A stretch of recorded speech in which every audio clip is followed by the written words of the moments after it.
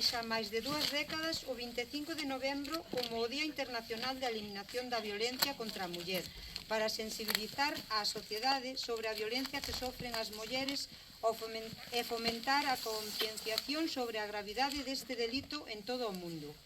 Case a diario, por exemplo, no noso país, escoitamos noticias sobre violacións, asasinatos machistas, incluso hai ocasións de 2 ou 3 nun día e semella que nos estamos acostumando a escoitalas e non darlle a importancia que merecen. Incluso existen certos partidos políticos e persoas influentes que negan a existencia da violencia contra a muller por ser muller, por unha cuestión de xénero, senón que din que os homes matan as mulleres por casualidade, como se pasaran por ali. E o peor deste tipo de mensaxes é que hai moitas persoas que creen estas teorías, sobre todo a poboación máis nova.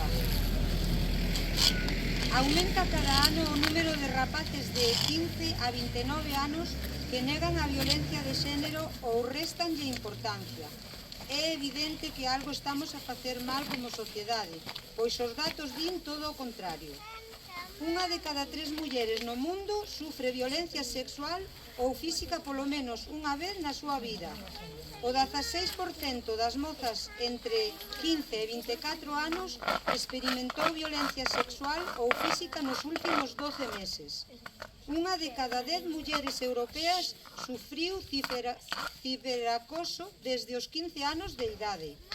No que se refire a España, neste 2024 hai 99.644 casos activos de mulleres vítimas de violencia de xénero dentro do sistema Biogen, das cales 1.224 son adolescentes e 52.123 teñen fillos menores ao seu cargo.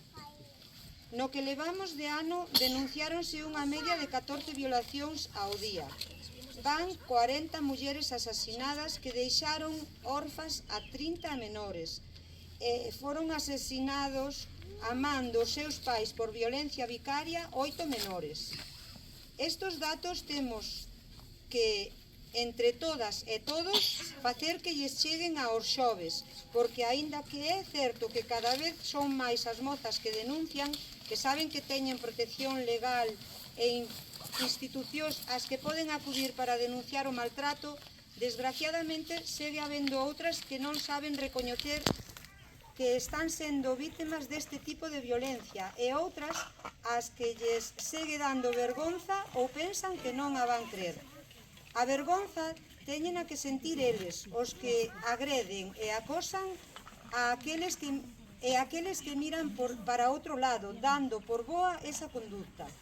Por todo isto, debemos dicirlle ás mulleres e nenas que sofren violencia que non están soas, que teñen a maioría da sociedade detrás, amparándoas, que é difícil dar o primeiro paso, pero é peor non dalo, e que entre todas e todos un día acabaremos con esta lacra.